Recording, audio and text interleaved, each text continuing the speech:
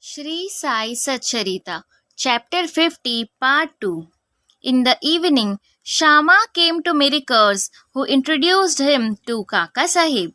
They arranged that Shama should leave for Kopargaon with Kaka Sahib by the 10 o'clock night train. After this was settled, a curious thing happened. Bala Sahib Mirikar threw aside the veil or covering on Baba's big portrait and showed the same to Kaka Sahib.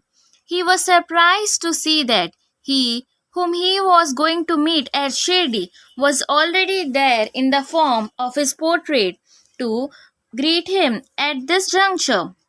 He was much moved and made his prostration before the portrait. This portrait belonged to Megha. The glass over it was broken and it was sent to Mirikers for repairs. The necessary repairs had been already made, and it was decided to return the portrait with Kaka Sahib and Shama.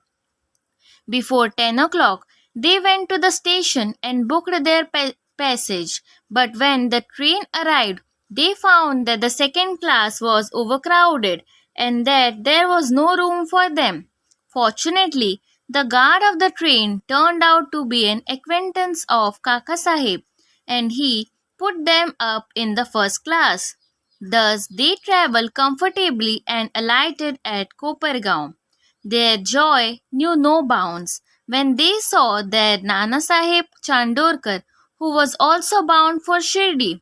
Kaka Sahib and Nana Sahib embraced each other, and after bathing in the sacred Godavari river, they started for Shirdi. After coming there and getting Baba's darshan, Kaka Sahib's heart melted.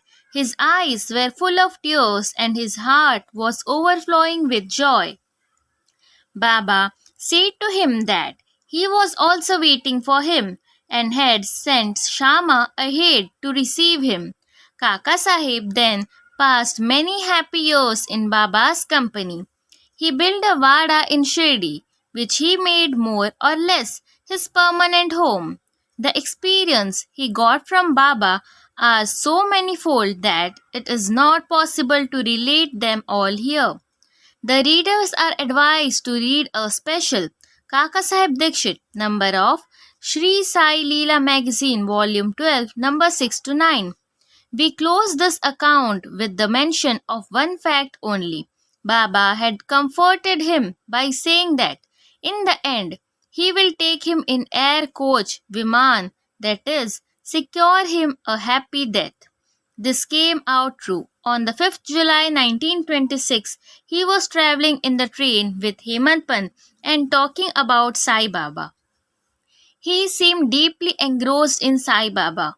All of a sudden, he threw his neck on Hemant Pant's shoulder and breathed his last with no trace of pain or uneasiness. Shri Tembe Swami. We come to the next story, which shows how saints love each other with fraternal affection.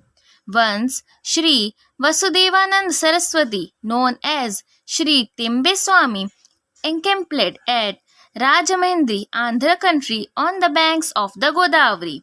He was devout, orthodox, dhyani and yogi bhakta of the Dattatreya. One Mr. Pundalik Rao, pleader of Nanded, Nizam state, went to see him with some friends. While they were talking with him, the names of Shirdi and Sai Baba was casually mentioned.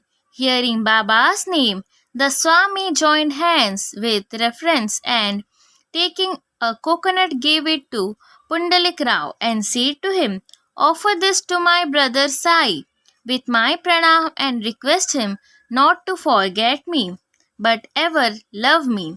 He also added that Swamis do not generally bow to others, but in this case an exception has to be made. Mr. Pundalik Rao consented to take the coconut and his message to Baba.